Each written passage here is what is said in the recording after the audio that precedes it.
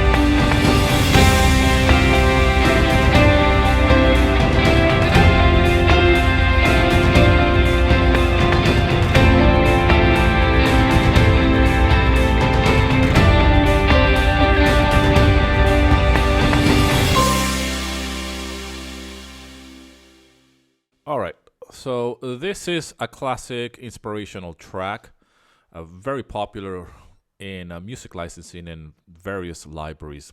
So I want to show you exactly all the elements of this particular track and how I started this composition. So the first element of this composition, and I always start this way, is by actually deciding what chord progression I'm going to be playing. Okay, so I started with the guitars in this case, which is these two acoustic guitars here, which goes like this. All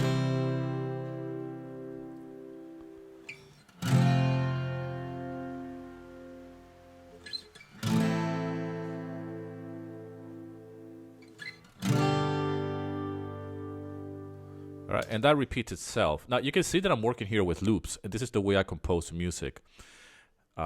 It's just a system that I have developed for my compositions.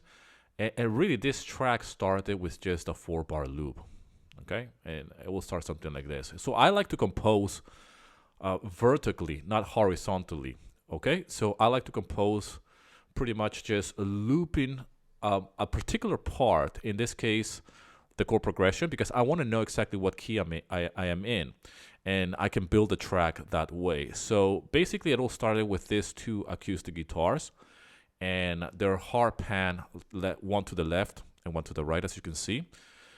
And that's the first thing that I do. After that, I'm thinking already ahead what type of track I'm composing. So I'm going for an inspirational, kind of like cinematic. I wouldn't call it cinematic really, but I guess the drums give that kind of like cinematic feel.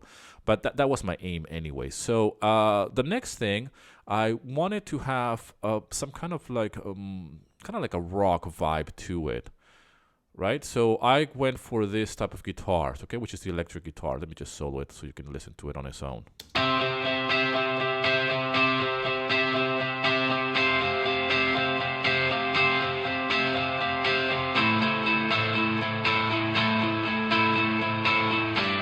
Okay, so it's a guitar loop. Nothing special, but it works really well with the acoustic guitar. Once I know my chord progression, this sounds pretty solid from the get-go.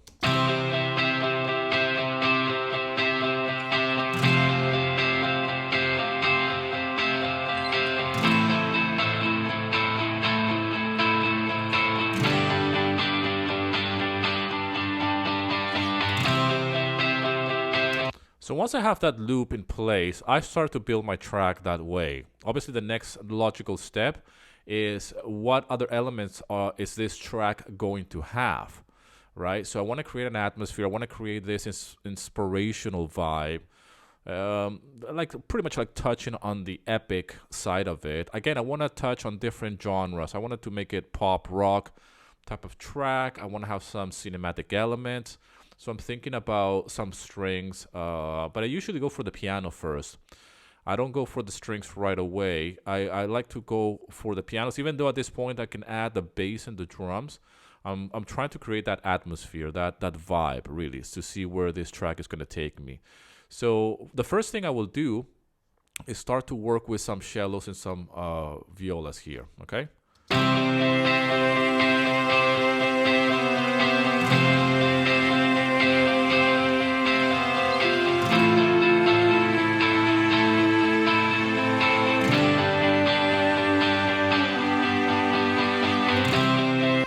So this is why I love to compose music like this, like just on a loop, because I can build a track by stacking other instruments on top of each other. And if I cannot make it work like this in a 4-bar loop, then the track is not going to work from the intro to the verse to the chorus.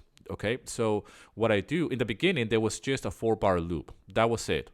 And I'm just stacking instruments as I'm showing it to you right here. Now, if I solo just the violas, for example, and I want to show you what I'm using here. I'm using Spitfire's audio. I believe this is free, actually.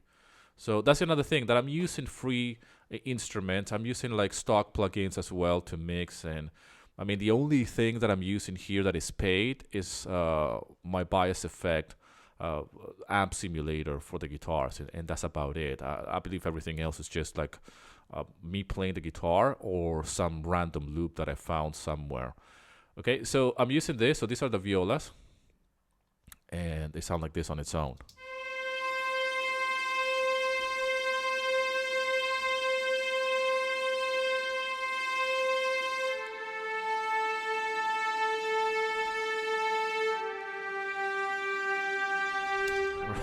Nothing crazy here. The cellos on its own. Again, this, I believe, I think this cello, for example, this is from Logic. All right.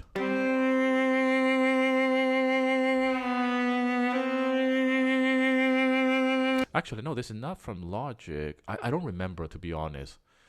I don't know where I got this. This is a loop that I got from some. It could be Logic. Okay, you know the Logic comes with different loops and stuff. You know, every DAW comes with different loops and stuff. So I will definitely go and experiment with certain things here, and then just try to see if it fits or if if it works with the part. I don't remember where this cello comes, but most likely came from Logic because it's not MIDI here. Okay, so again, this sounds great. I mean, this loop works really well.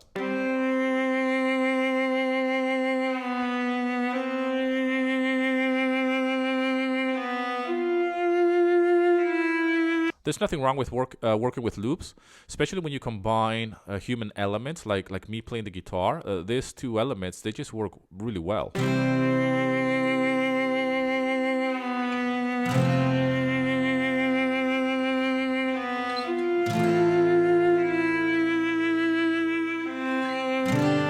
This is the way you use loops. There's nothing wrong with using pre-made loops. Obviously, I'm composing this little section with the violas.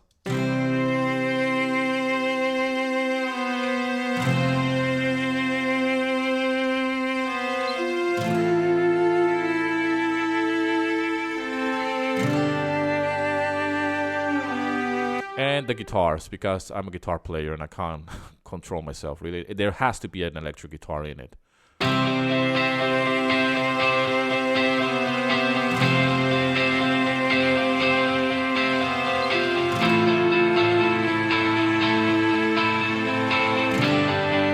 But you can see with this very simple elements, it already sounds pretty solid as a composition. Okay, so from here on, it's just having fun. There's nothing to this track. Okay, there's nothing to it. Once I have the chord progression and I have the main foundation, which is what key am I in, what key am I playing this track, then I can go and experiment and have fun with the melody. All right, and I usually just play with a piano, just to create that motif, the hook, if you will, the ear candy. Now I'm thinking about the melody. Once I have the tempo, okay, which I didn't mention, but it's just 120. I try to keep things simple, right? 120, you can't go wrong with this type of track. 120 BPM, so that's already been established. I already have the chord progression. I know what key I am in, and now I can play around with the melody. I'm focusing now on the melody because I already know the tempo, I already know the chord progression. Next thing is the hook, is the melody, and then we can focus on adding more instruments and arranging this particular track. So this is the melody.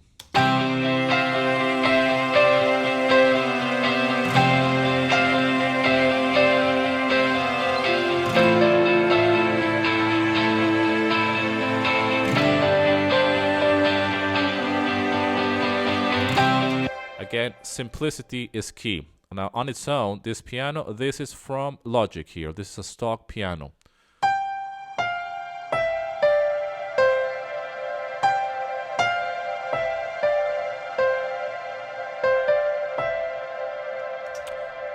What I've done here is that I have introduced this plugin. Again, I believe this is free. This is a free plugin. I love this plugin. I'm addicted to this plugin. I tend to overdo it, but I just love it, and I think it works really well. And now if I bypass it, this is what it sounds like. I mean, this is a stock piano.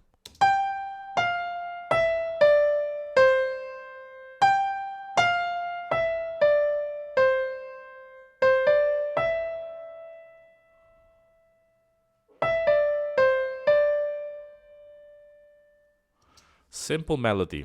All right, and if you want to break down exactly what I'm doing with this melody, I'm pretty much just repeating a motif and then having a variation. So pretty much just creating tension and then releasing it.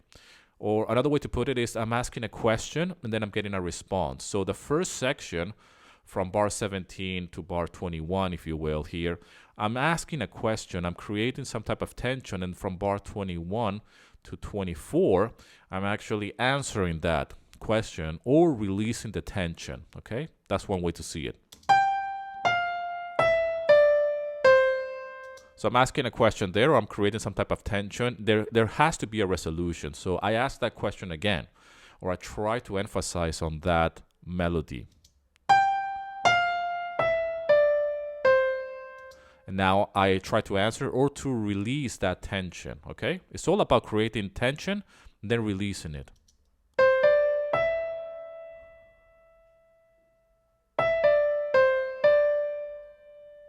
That's it. That's my melody. Now notice that it has different velocities. It's because I'm playing it. I'm literally playing. I'm not actually drawing these notes. I'm actually playing it so I can create a more human feel. I don't want my track to sound programmed. I don't want it to sound like it's meaty. I want it to sound as human as possible. Okay. So, but when it comes down to melody, always think about that. Think how can you make your melodies as simple as possible. And how can you create tension and then release that tension? And this needs to happen within that 4-bar loop or 8-bar loop or whatever you're doing with your music. You must be able to tell a story with your melody. And how can it be something that it will be catchy? It will be kind of like an ear candy, simple, yet that somebody can remember that melody from the first moment that they hear that. Obviously, I'm adding this plugin here, which creates like this washy effect. It's a lot of reverb, but that's just because I wanted to create this cinematic feel, if you will. Okay, so that's when it comes down to melodies. Now, once I have decided on what melody I'm going for, it's just a matter of emphasizing that melody. So again, I'm going for a cinematic feel, so I go for some violins here. I'm using the same plugin. I try to keep it simple. I try not to really go crazy. Yeah, this works well. It sounds great. So I'm just emphasizing on that melody, okay?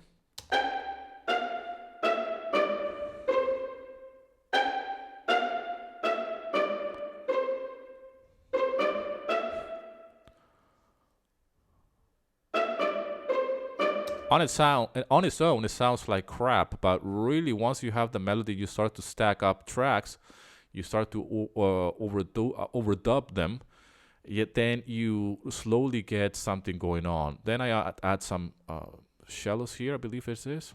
Again, same plugin. Going for a preset here. Great, nothing special. And then this is what it sounds, the melody.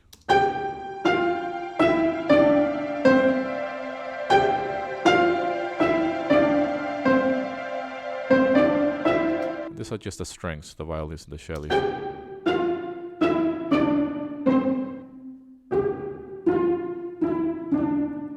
So a little bit lower in the spectrum, right? So the violins are a little bit higher in note. The piano is quite high as well in the frequency. So I want something to just fill up the lower frequencies, if you will.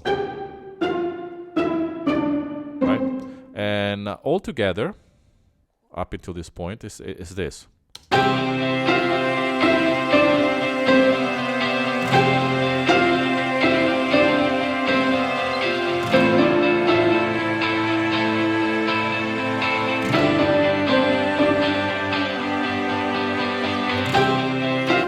That sounds already pretty solid.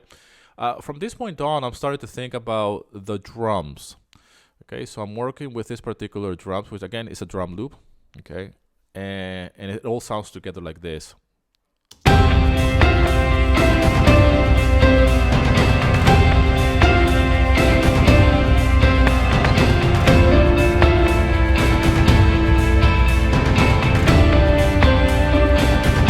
Obviously, before the drums, I'm using a click track. Okay, this is very important.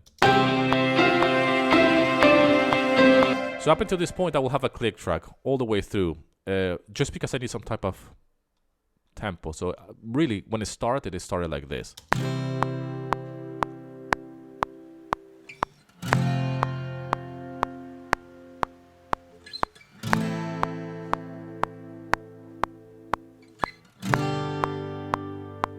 And as I'm adding other instruments, you know, even though some of them might be a loop already, or I'm playing, for example, the violas I'm playing, the cellos I'm playing, the piano I'm playing. So they're all playing. They're all being played by me. I'm not programming anything. I'm not drawing in the piano roll or anything. I want to make sure that it's in tempo. I don't obsess too much about it because everything's going to fit in, and I want to have some type of swing, some push and pull when it comes down to the track. I wanted to make it sound human again. Okay, I don't want it to sound robotic. And but I will be using the click track all the way through up until the point I put the drums, really. So far we have this and the drums. Actually, let me just play the drums on its own so you can listen to them. It's a great drum loop.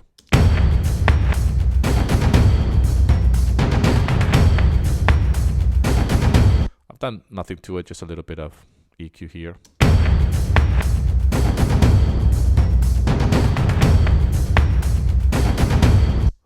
To give it a little more presence. After that is the bass. I'm using a stock bass here from Logic as well.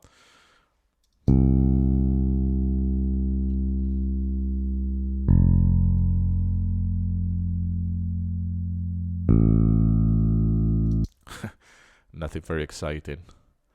But it works really well, right?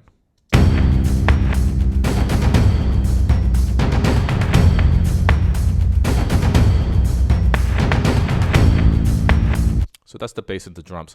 Now, one thing that I really like about composing this way in a loop is I can always isolate certain instruments and make sure that they work in the mix. At this point, I'm literally mixing the track as I am composing. I'm actually mixing as I am writing the track, and I'm adding instruments. I don't leave the mix for later on. Okay, and that's just the way I work. Even though a lot of my tutorials and my programs, I teach about mixing as a separate thing and how you can master your tracks, because I think it's important for you to understand how to do this as a separate activity. Once you master certain things and certain techniques and tactics, you can certainly mix your track as you're writing, okay? Because at this point, I am just literally writing on the go, and I'm mixing as I am adding instruments, okay? It's just, there's no need to wait after I have composed this track in order to mix it. Okay, and this track literally took me 2 to 3 hours from start to finish. That's a very fast process of writing music, and you know, just literally from nothing to creating a music track and then uploading it that same day. All right, so if I wanted to just isolate, for example, the main instruments, which is the guitar, the acoustic guitar, which is like the foundation of this track, with the drums and the bass, I can easily do that by just soloing, and it's all a loop, okay? And I can check that and see how that sounds in the mix.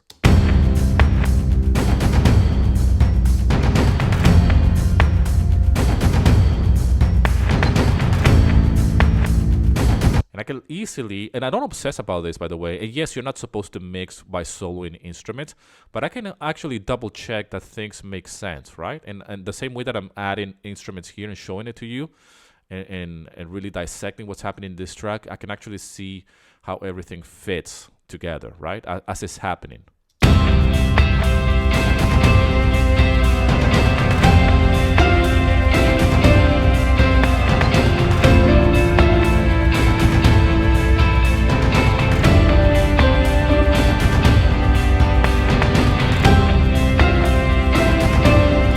So that's how I built this track. From this point on, it's just a matter of getting an intro and start working out, getting out of the loop, and really start thinking about, okay, if I'm going to be arranging this track with an intro, a verse, and a chorus, then what is the chorus, is going to be, all right? And I'm keeping the same pattern, but once I get out of the loop, and I literally just duplicating this thing from start to finish, okay? This track is, how long is this?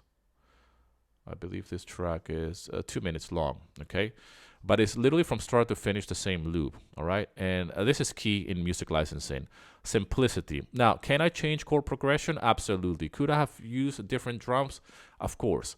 For this track, this is the way it is, and it works, okay? In fact, this track is already being sold in various libraries. So, but I'm thinking now, once I have started the composition process on a loop, now it's time to get out of the loop and go horizontally. So I just copy paste everything all the way to the end and start arranging my track. And then at some point, I'm thinking about a B section or a chorus, which is going to be like the big climax, okay, of this track. So even though it's the same elements, I'm adding a different melody now. Okay, so these pianos, these melodies are not part of the chorus, which is this section right here. Okay, but it goes down to the 4-bar loop, and I came with a different melody here, which is with these violins. These violins here again is from Spitfire's Audio. Fantastic orchestra. You should definitely check it out. Again, I believe it's free. It used to be like $29 or something, but I think now it's free. I could be wrong. I'll have to double check on that. So it's a new melody here.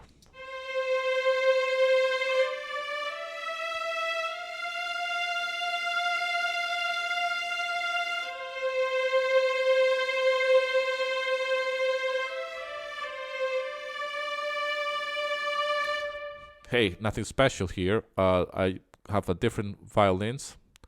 Again, Spitfire's Audio, same plugin.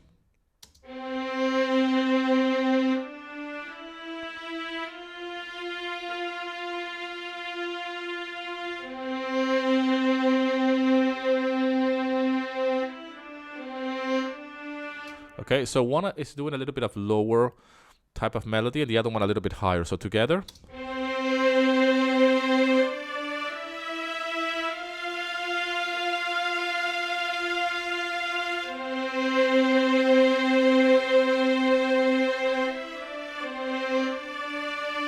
Okay, but that's a change. This is just a very basic change when it comes down to the feeling of the chorus. What I added here, or the biggest takeaway from this chorus, is the guitar. So now I'm playing the guitar, okay? And this is guitar 1 for this section.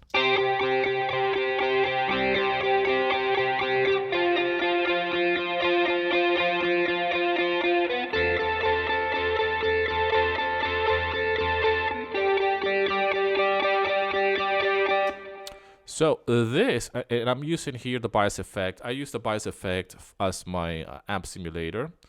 A great plugin if you're a guitarist. I'm not using anything special here. This is a preset, by the way. So just out of the box, that's the sound I get. So that's what I use. And this is the first guitar when it comes down to the chorus, which is going to be like a big change. I want this to be epic when it comes down to the chorus, okay? So after that, I added a second guitar. I'm using the bias effects again. Same kind of technique. To the left, guitar 1, and to the right here, guitar 2. So I can create a nice stereo feel, if you will.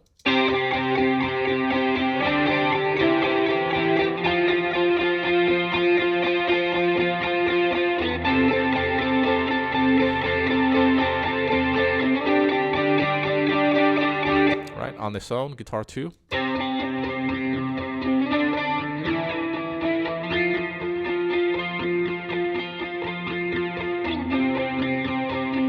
Again, out of the box, I'm not EQing, I'm not doing anything. You can see, and in fact, my mix has very little EQ. You can see that, you know, some of the plugins, the violins and everything, is just out of the box. I don't really EQ that much. Try to keep it as simple as possible. I mean, I could, but I just, you know, out of the box, it just sounds great. Guitar 3 on its own.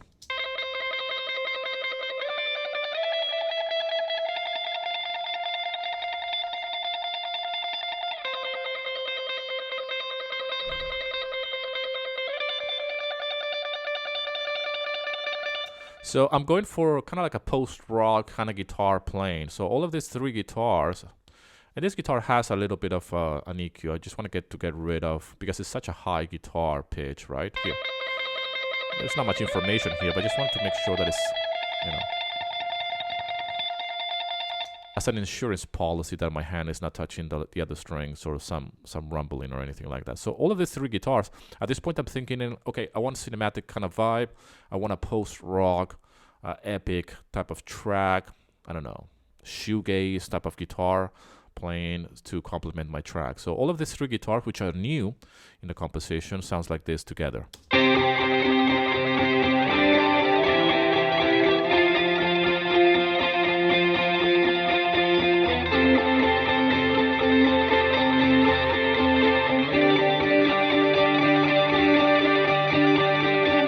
So that's the feeling that I'm going for. So once I have that with a new melody, and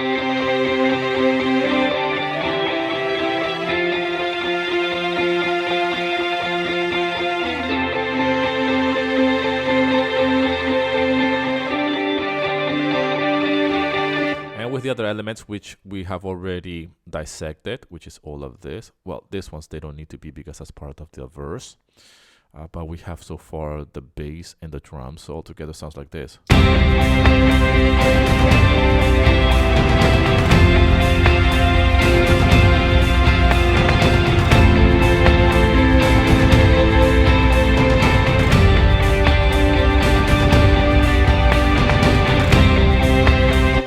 It sounds a little bit like Coldplay to me, actually, now that I'm dissecting this track.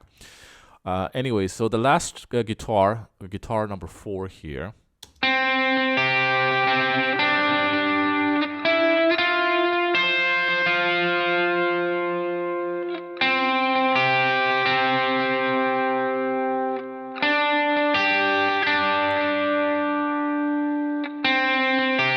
Okay, so that's, again, bias effects, same thing. I'm using a different preset just to give it a different atmosphere. And these are all the 4 guitars together.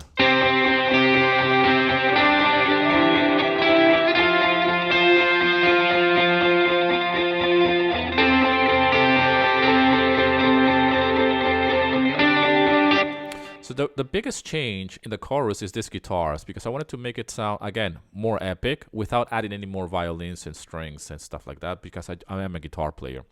So if you want to see how this sounds, let me just bypass this. The symbols. We're going to talk about transitions in a bit. But if I'm coming from here, this is what it sounds like, okay?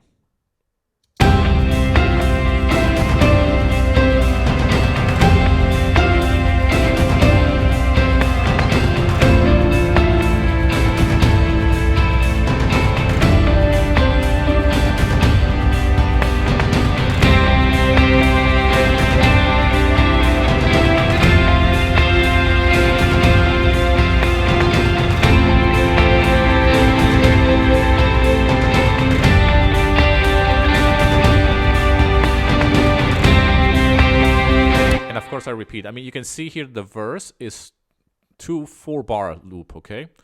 And it's just a matter of repetition. So you can see very clearly that you have an intro, a verse, a chorus, and a verse again. And kind of like a climax, if you will, because it's everything together. And then the outro. Now, when it comes down to this arrangement, I'm thinking in terms of what else can I add to make the transitions sound more interesting. And in music licensing, a lot of reverse symbols comes very handy for this type of transitions, and this is what I'm using here.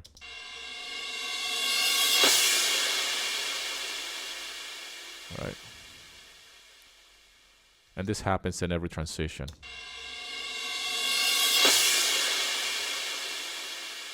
It's a sample that I have. I use this sample all the time, everywhere.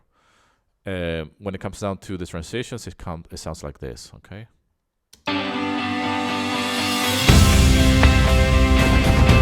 So going into the verse.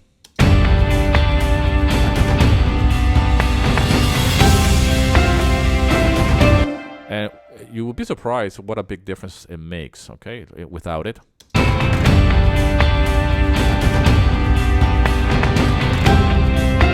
It doesn't sound like anything is happening, isn't it? But with the actual reverse symbol, look how it sounds.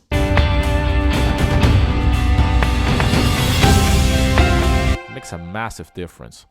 The same goes for coming from the verse going into the chorus.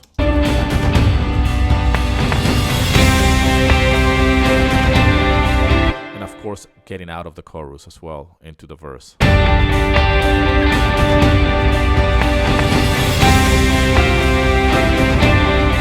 Again, with and without it. So if I take the reverse symbol away,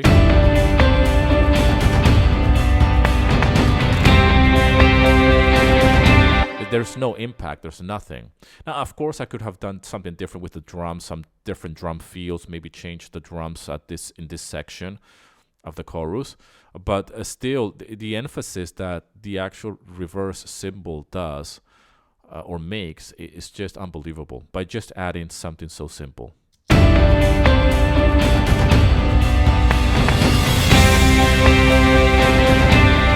It's important to always double check. So for example, if I have these drums with the reverse symbols, make sure that they are in sync, or if the crash actually makes sense, right? If it's happening when it's supposed to be happening. Okay.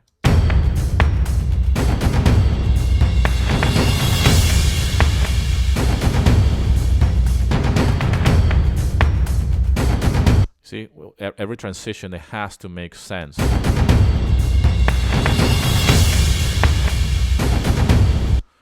Even on its own, it sounds epic, right? Or at least to me, to my ears, it sounds epic enough. So pretty much the verse number 2 here is just the same verse, but with the guitar. So it's everything together. So it's kind of like a big climax, okay?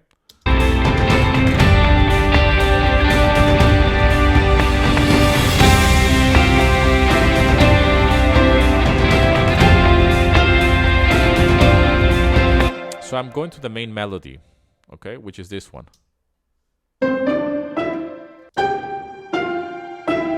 So this melody, this is my main motif, and they need to be repeated over here. All right, this one is just like a break, even though I call it a chorus, but I call it a chorus because I have all of these guitars here, which I really, really like. And that's my epic section. And these guitars, they go from here, from bar 33 all the way to the end of the track. And they just blend into the track with the main melody. So you have to make sure that it works though, okay? Because at times the melodies don't match. At times certain melodies of the guitar, for example, might not match with the main melody and the main motif, and that's why I like to compose in a loop and see how the pieces fit. You know what I mean? Like it's just like almost like a puzzle, if you will. Sometimes there's some melodies or some notes that they're gonna clash between each other, and it's not going to work. In this case, it does work, and I like that repetition. So, and I have here 2 bars or repetition of the same riff, which is 2 times. Again, I'm going by repetition, and then again repetition. So it's just math, really, at the end, in terms of cycles of repetitions of bars and intro, verse, chorus, verse, and that's it. You know, it's like kind of like an equation.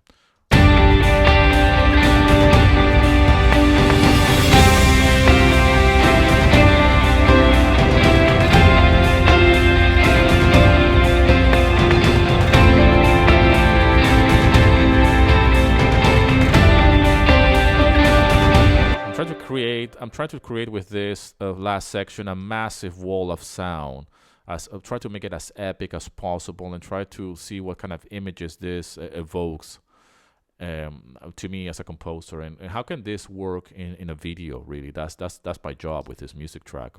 Is how can this music track work in a video, and how can enhance some type of visual, whatever that's going to be used for. Okay, I got the outro, the last section, which is the ending. All right, from here.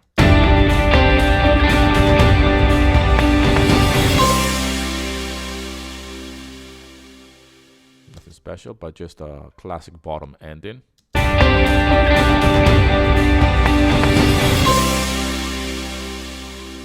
Right. We haven't spoken about these vocals here in the intro, okay? The intro is very simple. It's as I am actually composing the track. As you can see, there's 4 instruments, the guitars all the way up to the cellos. But in the intro, I wanted to create, again, a cinematic feel. And I found these nice samples, these vocal samples.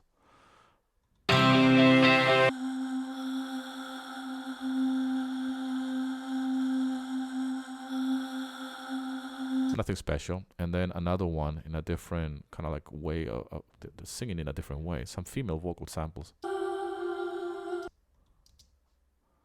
Anyways, both together they sound like this.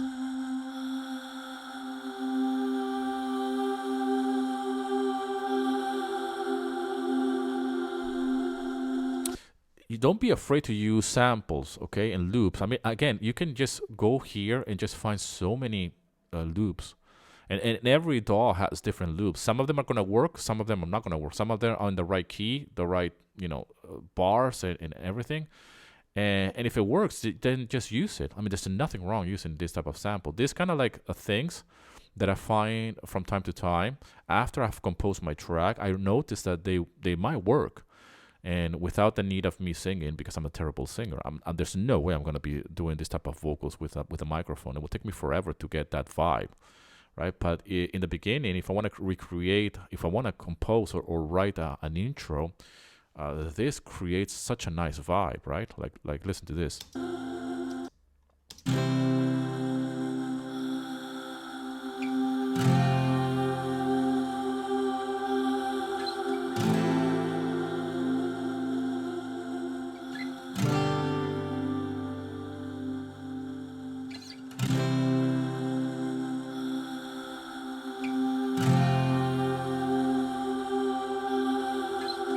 Because I'm working with very standard chord progression, most of the things will fit, right? If it's in the key of C or whatever, most of the melodies and loops, pre-made loops, will work, because it's just such a iconic chord progression. So this kind of intro, when I just whack this type of samples, it just works. It makes sense, right? So my track starts like this, really, the intro.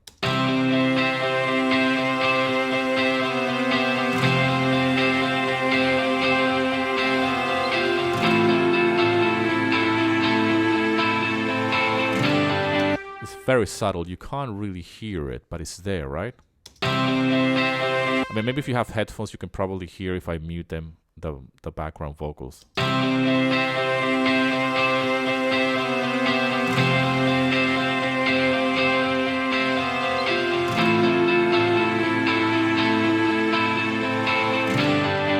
mean, maybe it's my idea, but it just gives something special to it.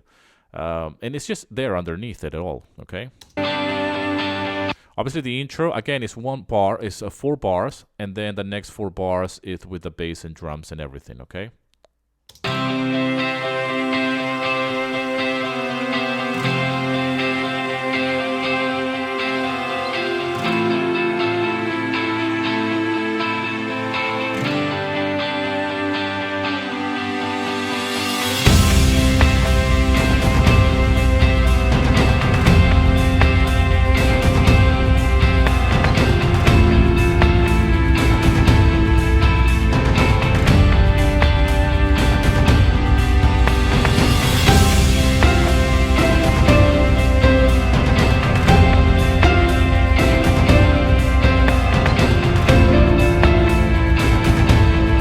Very basic. I mean, I could probably have brought this up a little bit more now that I'm listening to it back again.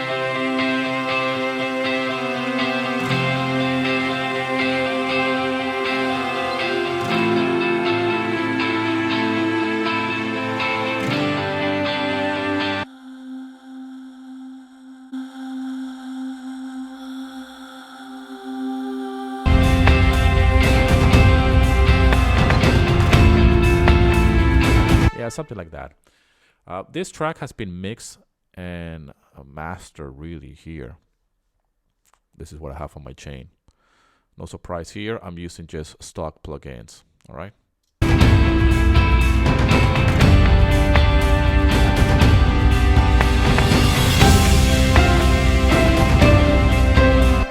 First is an EQ. I'm using a final mix. This is a preset from Logic. I'm using this particular compressor. I just like it. It's simple, nothing crazy, and I'm using a limiter. Everything is stock, and if I bypass everything, you will see how it sounds, okay?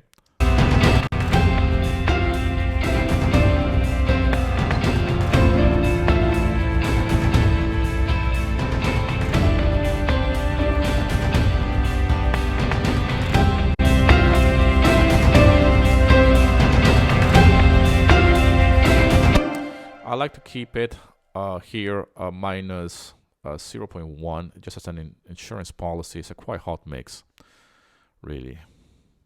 I mean, you can analyze it as much as you want, but gotta be careful not to put it too loud. And you know, I want the dynamics to still be present in this composition. Anyways, this is it for this video. Let me know if you enjoyed this video. If you like this type of walkthrough, then you're gonna love my premium course, the Ultimate Stock Music Masterclass, where I actually go step by step on how to compose music for licensing. You will find the link in the description.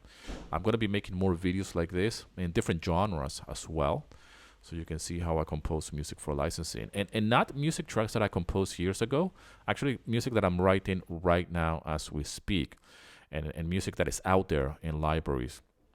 So not only is music that I'm writing as we speak, but music as well that is out there, that has been approved, and it's been, most importantly, licensed, because that's the end game for us composers when doing music licensing. Thank you so much for all the love and support, and don't forget to subscribe to my YouTube channel. Thank you so much, and I'll see you in another video, my friend.